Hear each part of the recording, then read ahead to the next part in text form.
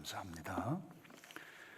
여러분들이 기억하실지 모르겠습니다만 우리 십계명을 공부 다시 시작할 때 그 백그라운드를 제가 잠깐 말씀을 드렸는데 예배 참석을 하고 또 기도는 하고 찬양은 하고 헌신은 하는데 바깥에 나가면 예수 믿지 않는 사람들과 다를 바가 없는 그와 같은 성도들이 여기저기 전 세계적으로 나타나는 안타까운 상황 가운데 우리가 누군가 무엇을 향해서 달려가야 할 것인가, 어제 이스라엘 백성들에게 주셨던 그 10가지 계명, 오늘 우리에게 나타나지 않으면 안 된다, 이런 맥락에서 말씀을 나누어 왔는데 벌써 9번째, 위증하지 말라.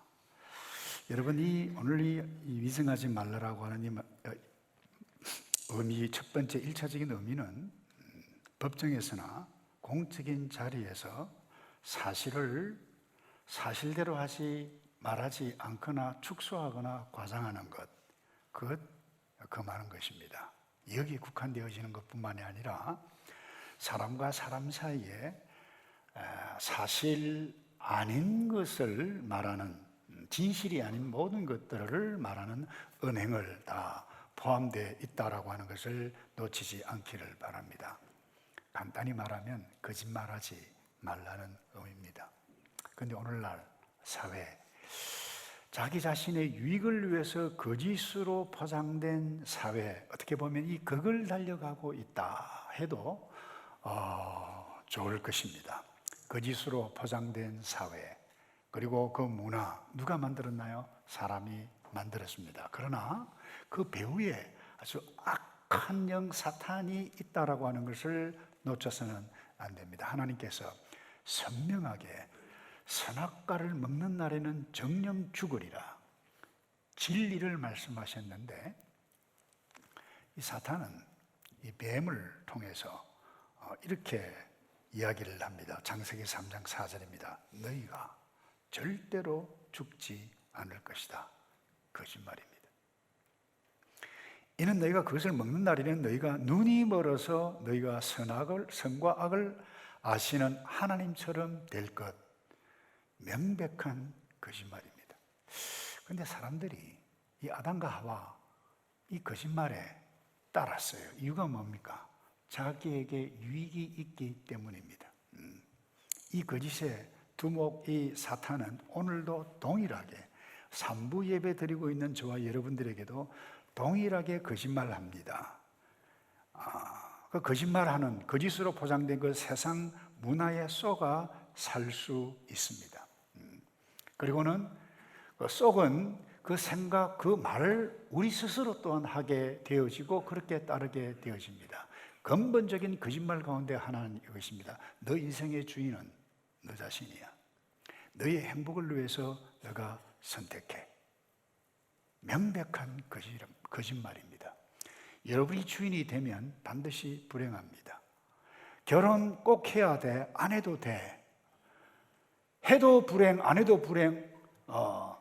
내가 스스로 사는 것이 더 행복하다라고 생각해서 결혼하지 않는 사람들이 늘어날 뿐만 아니라, 결혼은 했는데 아기를 왜 나 힘들게 살아가는데 뿐만 아닙니다.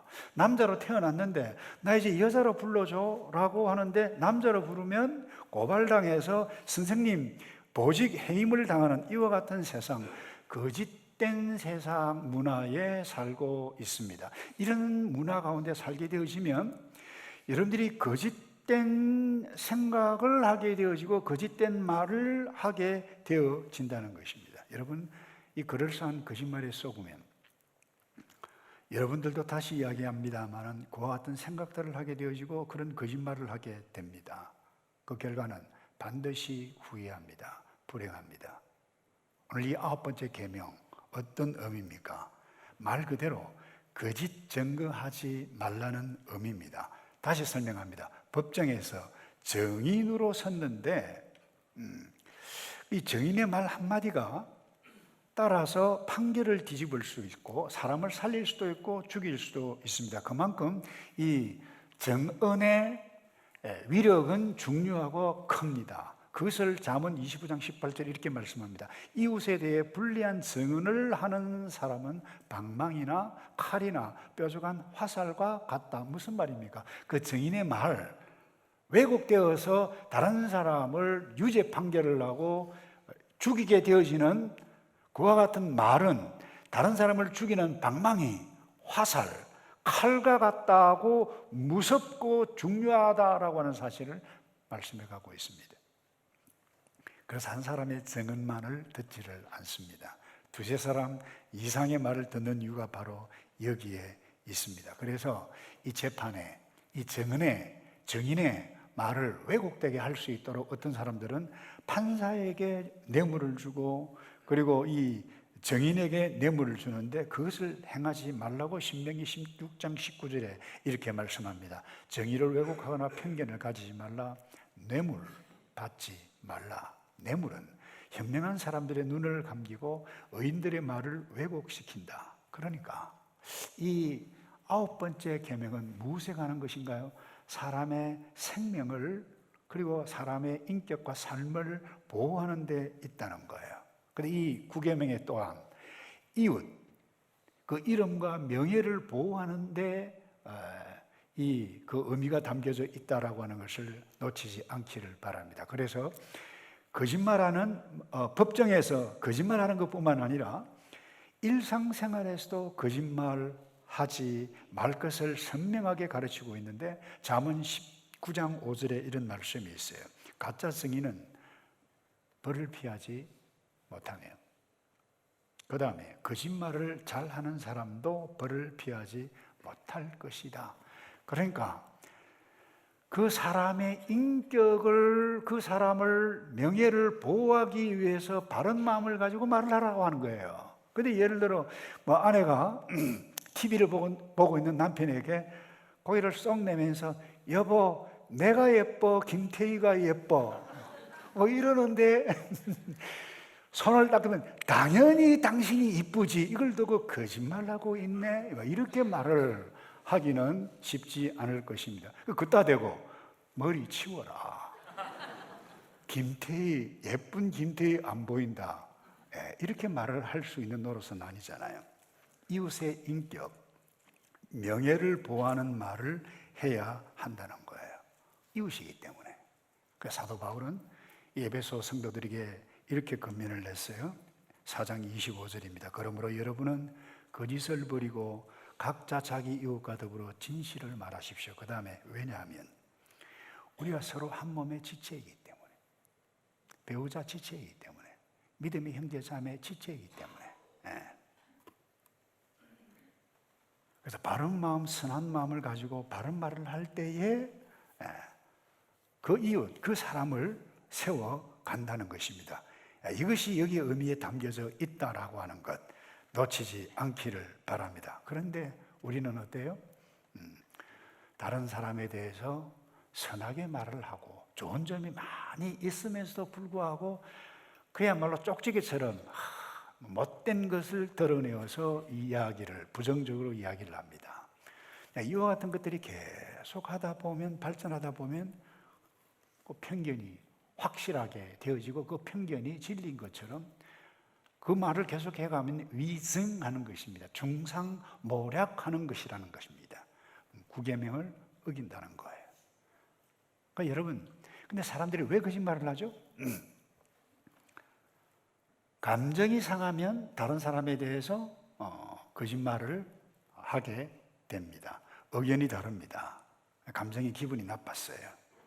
그러면 내가 기분이 나쁘면 아버지고 엄마고 누님이고 동생이고 집사님이고 목사님이고, 아니 예수님도 할 것 없이 그냥 비방의 대상이 됩니다. 마태복음 11장에 실제로 나타납니다. 유대인들이 세례 요한을 비판을 하고 예수님을 비판합니다. 이렇게 이야기합니다. 요한이 와서 먹지도 마시지도 않을 때는 그 유대인들이, 사람들이 저 사람이 귀신이 들렸네 이렇게 비방하더니, 그 다음에 19절에 인자가 와서, 인자는 예수님입니다. 내가 와서 이렇게 먹고 마시니 여기 먹보에다가 술꾼에다가 세리와 정인들과 죄인들과 함께 하는 친구가 아닌가 하는구나. 그러나 지혜는 그 행한 일로 옳다는 것을 입증하는 법이다. 그 유대인들이 자기와 다르고 입장이 다르니까 기분 나쁘다는 거예요. 그러니까 뭐예요? 예수님조차, 세례요한조차도 그 경건하고 그 온전하신 예수님조차도 다시 이야기합니다. 내가 기분이 나쁘면 그 배우자 할 것 없어요. 부모 할 것 없이 다 하나님조차도 비방의 대상이 된다니까요. 왜 하나님은 괜히 말라기 선지자를 통해서 하나님의 것을 훔치는 도둑질을 하느냐? 하나님 정말 째째하잖아. 여러분, 하나님이 째째합니까? 누가 속이 좁은 거예요? 예수님이세요? 비방하는 유대인이세요? 왜 거짓말을 하죠? 왜 비방을 하죠? 사실이 아는 것을 왜 비방을 하죠? 저의를 품었을 때, 더 구체적으로 이야기하면 악의를 품었을 때입니다. 자기 유익을 위해서 사실과 다르게 말하는 것, 성경에도 수두룩합니다만 대표적인 예가 이것입니다. 다윗 왕이 아들 압살롬의 반역에 의해서 급히 신발도 신지 않은 채 신하들과 급히 피신해야만 했습니다. 그래서 나루트를 지나서 겨우 한숨을 탁 돌리고 있는데 한 사나이가 등장합니다. 시바라고 하는 사울의 종이었어요. 그리고는 나귀에 물건을 먹을 것을 가득 신고 이 다윗 왕 앞에 섭니다. 다윗이 묻습니다. 이것들이 다 무엇이냐? 그러니까 이 시바가 네 왕이요, 이것은 왕의 가족들과 이 지금 고생하는 신하들을 위한 음식입니다. 그래, 얼마나 기분이 좋았겠어요? 그런데 너의 주인의 손자는 어디 있느냐? 너의 주인은 사울, 그리고 주인이 사울인데 손자는 요나단의 아들 머비보셋입니다. 여러분, 머비보셋은 다윗의 친구 요나단의 아들이었어요. 길보아 전투에서 할아버지 사울이 죽고 아버지 요나단이 죽었다는 급보를 듣고 나귀에 타서 어린 시절입니다. 피난을 가는데 떨어집니다. 다리가 불구가 됩니다. 절개됩니다. 평생 동안 그와 같은 어린 시절에 있기 때문에 다윗이 급히 나오는 그때 그 대열에 함께 끼일 수가 없었던 그와 같은 상황이었어요. 그런데 이 시바라고 하는 하인이 모함을 합니다. 이렇게 이야기합니다. 그는 지금 예루살렘에 남아 있습니다. 그는 이스라엘 사람들이 자기 할아버지의 왕국을 자신에게 되돌려 줄 것을 생각하고 있습니다. 거짓말입니다. 모함입니다. 근데 안 그래도 다윗의 입장에는 아들에게 쫓겨나가는 신세에 있는데 사울 어떻게 하고 하는 이 번민스러운 말을 더 구체적으로 듣게 되어지자 그야말로 그 말을 곧이곧대로 믿습니다. 그리고는 이렇게 합니다. 사무엘하 16장 4절입니다. 이제 머비보셋의 재산을 모두 너가 갖도록 하여라. 이 저희를 얼마나 기분이 좋았습니까? 그리고는 넙죽 절을 하면서 제가 엎드려 절하니 내 주 왕께 은혜를 입기 바랍니다. 여러분, 사탄의 이 영에 쏘가 넘어간 시바의 거짓말에 쏘가 잘못 판단한 것이죠. 다윗이 실수한 것입니다. 그래서 여러분들이 누가 와서 뭐라고 하더라라고 한 사람이 딱 이야기를 하는 그 사람 말만 들으면 실수합니다. 너에 대해서 누가 뭐라고 하더라, 이걸 뭐라고 합니까? 카드라 통신 모릅니까? 예. 카드라 통신을 믿으면 10중 8구 다윗처럼 실수하고 맙니다. 물론 다윗이 뒤늦게 알아서 조금 정리를 하게 되어집니다만 한 사람만 말만 듣고 판단하는 실수를 하지 않기를 바랄 뿐만 아니라 저희를 가졌더라도 악하게 다른 사람에 대해서 모함을 해서는 안 되는 것입니다. 왜 사람들이 사실이 아닌데 진실이 아닌 것을 거짓말로 하게 되어진 이유가 무엇입니까? 그것은 인간의 죄성 때문입니다. 죄성이 없는 사람이 있나요? 우리 모두 죄성이 있기 때문에 이웃에 대해서 좋지 않게 말을 해가는 것입니다. 모이면 남 이야기하고, 모이면 험담하고, 좋은 말도 얼마든지 있는데도 불구하고 그래, 덕담보다는 다른 사람들의 험담을 하는 것입니다. 실제와 달리 과장도 하는 것입니다. 제 아내로부터 오래전에 실제로 들었던 이야기예요. 제 아내가 학교에 있을 때 교사를 했는데 선생님들이 이렇게 모이면 식사를 하잖아요. 회식이라 그러나요? 하면 밥 먹으면서 그 모임에 없는 선생님들 한 사람씩 이렇게, 이걸 뭐라 그럽니까? 죄송합니다. 비방을 하기, 험담을 하기 시작하는 것입니다. 맨 첫 번째 교장 선생님, 와 답답하대, 말이 안 돼, 안 통한다, 안 통해. 그 다음에 교감, 미치겠다 정말.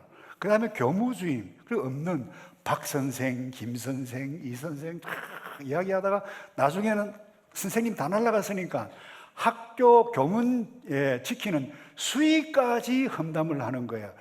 우리 학교 수의 선생님, 수의 하시는 그분은 미국 하버드 대학교 수의과 나오신 분이다. 뭐 이런 말까지 하면서 다 끝내고, 야 끝났다, 이제 일어나자. 여러분, 왜 이렇게 남의 말 험담하기를 좋아하는가요? 성경에 참 재밌는 말이 있어요. 그 험담이 맛있기 때문이다 그랬어요. 잠언 18장 8절에 이런 말씀이 있습니다. 남의 말을 하는 것은 맛있는 무엇과 같아서요? 음식과 같아서 사람의 뱃속 깊이 내려간다. 맛이 있다. 그런데 오해하시면 곤란합니다. 맛이 있다고 해서 험담을 하게 되어지면 엄청난 악한 영향이 여러분 자신에게 뿐만 아니라 이웃에게 미치게 되어진다는 거예요. 자, 맛있는 음식, 기분이 좋아서 음식을 맛있게 먹으면 소화가 잘 돼요. 온몸에 영양소가 되고 좋은 영향력을 미치는데, 역으로 지금 험담하는 것은 맛은 맛있지만 엄청난 악한 영향을 미치니 조심하라, 이 메시지인 것입니다. 죄성이 있는 우리는 조심하지 않으면 남의 험담하기를 좋아하고, 험담하는 그거 재밌다고 깔깔깔 하면서 박수치면 동일한 이 제 9번째 계명을 범하는 어리석음을 범할 수 있게 되어진다는 것입니다. 그리고 좀 특이한 경우입니다. 한번 우리가 선의의 거짓말이 있습니다. 영어로는 white lie라고 그러죠. 악의가 아니라는 거예요. 이웃을 구하기 위해 산다는 거예요. 성경에 대표적인 예들이 좀 있습니다만은, 대표적인 예가 이래요.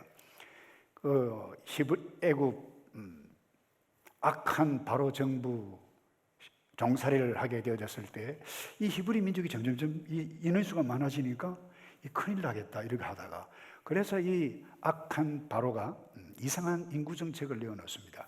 히브리 집안에서 여자가 남자아이를 놓으면 산파를 물어나고 완전히 죽여라 그랬어요. 이 명령을 했는데도 계속하고 계속해서 히브리 남자아이들이 막 정강을 하는 거예요. 그래서 불렀어요.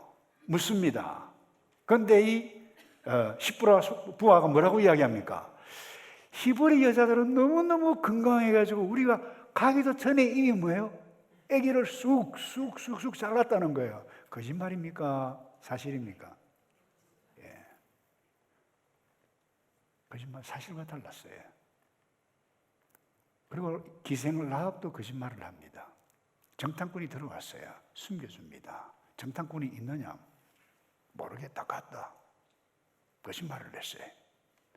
그런데 성경은 이 출애굽기 1장 20절에 보면 아주 특이한 말씀을 합니다. 20절에 볼까요? 그래서 하나님은 산파들에게, 이 히브리 산파들에게 무엇을 베푸셨다고요?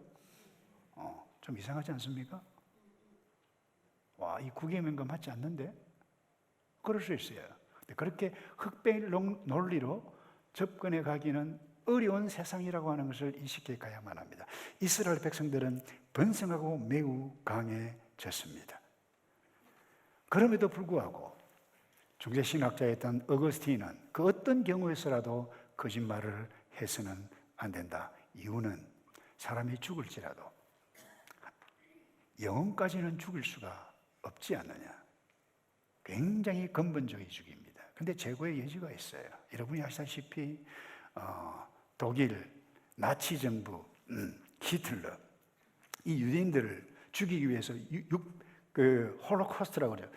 이 600만 명이나 되는 사람들, 이 홀로코스트란 말은 이 번제라고 하는 의미입니다. 불로 태우는 제사를 의미합니다. 여러분 생각해 보십시오. 얼마나 못된 짓을 했습니까? 근데 이웃 유럽의 국가들이 이 유대인들을 많이 숨겨두었어요. 그런 스토리들이 많습니다. 네덜란드, 우리는 화란이라고 그러는데 이 네덜란드 집에 유대인이 숨겨 있는 것을 알고 이 게스타포들이 문을 두드리면서 유대인이 있습니까? 라고 했을 때에 그 화란 사람 교육지 본산입니다. 믿음 있는 사람들이 뭐라고 이야기합니까? 집에 유대인을 숨겨두었어요. 그러면서 게스타포가 똑똑 누르면서 유대인이 있습니까? 라고 물었을 때 식탁을 탁 치면서 여기는 유대인이 없어요. 거짓말입니까? 거짓말 아닙니까? 거짓말입니까? 이거 식탁 탁 치고 여기는 유대인이 없다 그랬는데 거짓말이 아니에요. 그것만 보면. 예. 그러나 그 집에 이렇게까지 스토리가 전해져는 이유가 무엇입니까? 인간이 그만큼 악한 세상을 만들었다는 거예요. 전쟁을 일으킵니다.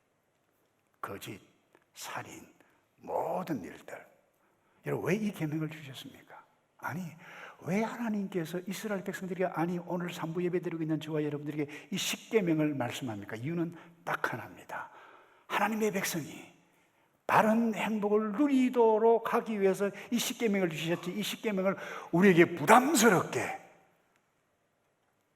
하기 위해서, 불행하게 만들기 위해서 이 계명을 주신 것이 아니라는 것입니다. 그러므로 나 외에 다른 신을 두는 것 불행해집니다.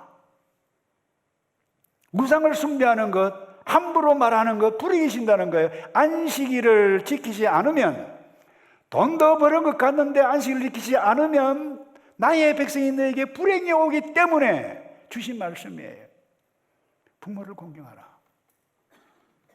살인하지 말라, 간음하지 말라, 도둑질하지 말라. 오늘 왜 이 계명을 주셨습니까?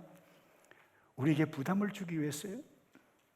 우리의 행복을 위해서 주신 하나님의 기쁘신 의도를 놓치지 않기를 바랍니다. 그래서 이 제 9번째 계명, 순종, 어떻게 하면 잘 순종할 것인가, 그 지혜,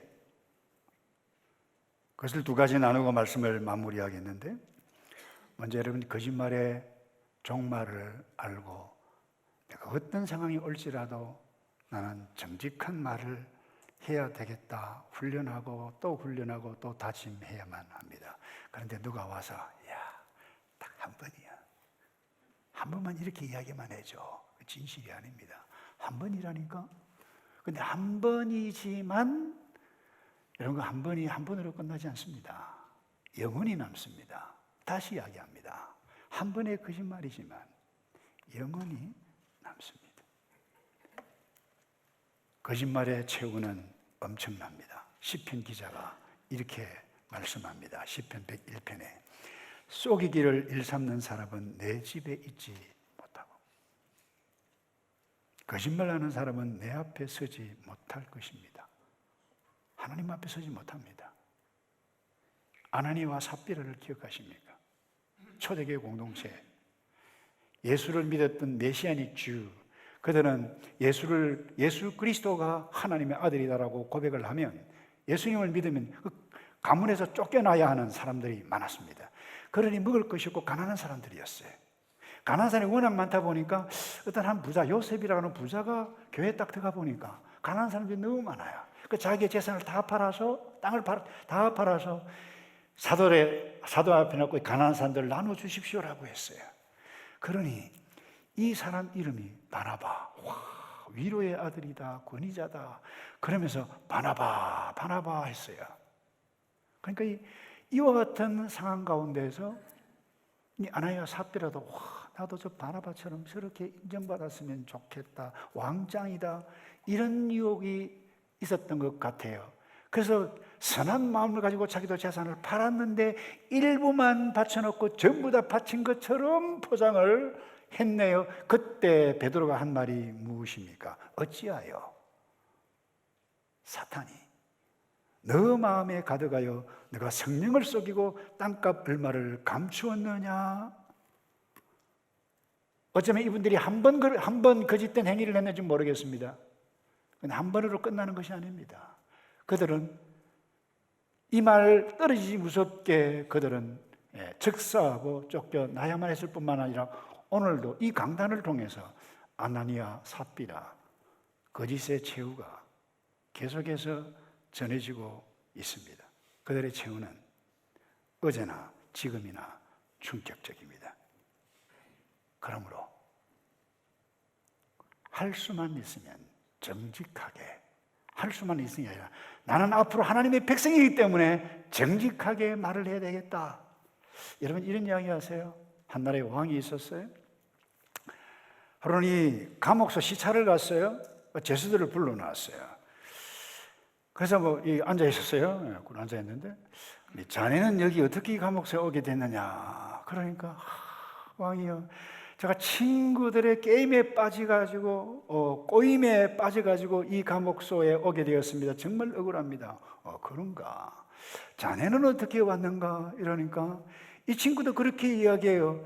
저는 가난한 부모 때문에 부모 잘못 만나서 배운 것이 없어서 도둑질밖에 할 것이 없어서 제가 억울하게 이렇게 되어졌습니다. 그래. 또 한 명 있었어요.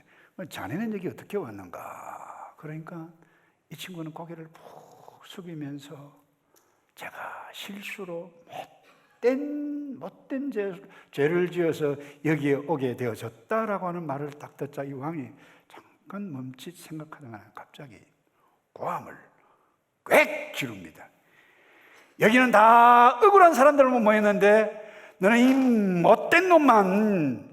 이 못된 놈이 여기 있네. 너는 여기에 있을 곳이 아니니까 당장 나가거라 그랬어요. 그래서 한순간에 추록을 하고 자유를 얻었다는 겁니다.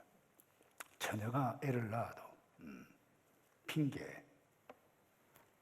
할 말이 있습니다. 이 핑계의 역사는 어제 처녀, 오늘의 처녀에게만 있는 것이 아닙니다. 태초 인간 아담과 하와에게 비롯되어졌습니다. 우리 핑계 잘 하잖아요. 왜 먹었니? 저 여자 때문입니다. 너 왜 먹었니? 저 뱀 때문입니다. 여러분, 하나님께서 무엇을 기대하셨겠습니까? 아담에게 잘못됐습니다. 인정하고 회개하는 것 아니겠습니까? 오늘 왜 이 구계명을 우리에게 허락해 주셨습니까? 어떻게 하면 우리가 이 구계명을 철저하게 잘 지킬 수 있습니까? 내가 누군가, 나의 정체성과 관계에 있는 말씀이라고 하는 것을 인식하고 확신해야만 합니다. 내가 어떤 말을 하냐에 따라서 나의 신분과 정체가 드러납니다. 예수님은 유대인들에게, 그 유대인들이 예수님께 거짓말을 하고 음모를 꾸며고 예수님을 잡아 죽이려고 하는 유대인들, 그 그룹들에게 정확하게 말씀했습니다. 요한복음 8장 44절입니다. 너희는 너희 아버지인 마귀에게 속해 있고, 누가요? 유대인들이 누구에게 속해 있다고요? 마귀에게.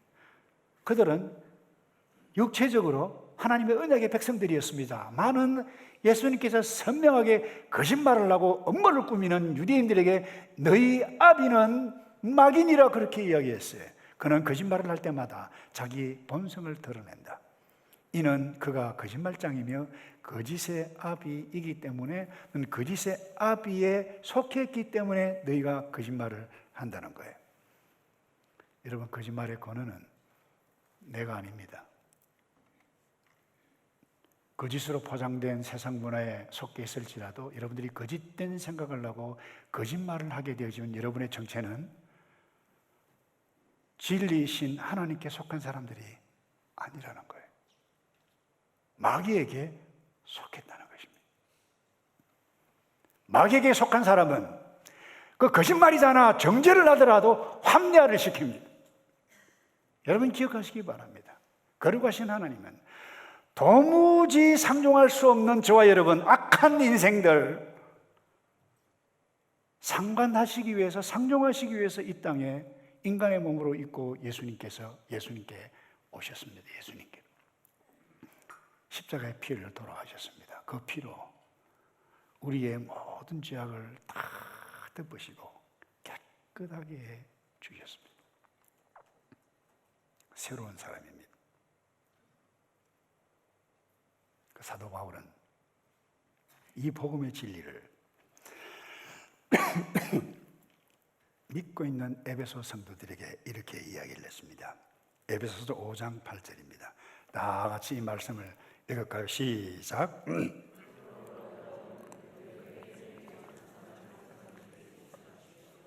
8절. 여러분이 전에는 어두움이었지만 이제는 주 안에서 빛입니다. 빛의 자녀들답게. 전에는, 교회 나오기 전에는, 예수 믿기 전에는 어두움이었다는 거예요. 마귀에게 속했다는 거예요. 그러니까 이제는 아니라는 거예요. 3부 예배 드리는 저와 여러분, 주 안에서 빛이라고 사도 바울을 통해서 말씀합니다. 제발 빛의 자녀답게 살아라. 사랑하는 성도 여러분, 세상이 거짓으로 포장되고 거짓이 난무하고, 그렇기 때문에 나도 그렇게 살지 않으면 서바이브 할 수 없다, 그런 거짓말에 쏘가 넘어가 여러분의 정체성을 잃게 되어지면 그 자체가 불행이라고 하는 사실을 꼭 기억해가고 다른 사람을 세워가고 하나님의 자녀답게 복된 삶을 누려가는 저와 여러분 되기를 주님의 이름으로 축복합니다. 하나님, 우리에게 은혜를 주셔서 예수 믿어 새 사람 되게 해주셨는데 거짓말하지 않고 하나님의 계명 따라 신실하게 진실하게 다른 사람을 존중히 여기며 다른 사람을 세워가는 우리 모두이도록 진실된 하나님의 백성일 수 있도록 복의 복을 더하여 주시옵소서. 예수 그리스도의 이름으로 기도하옵나이다. 아멘.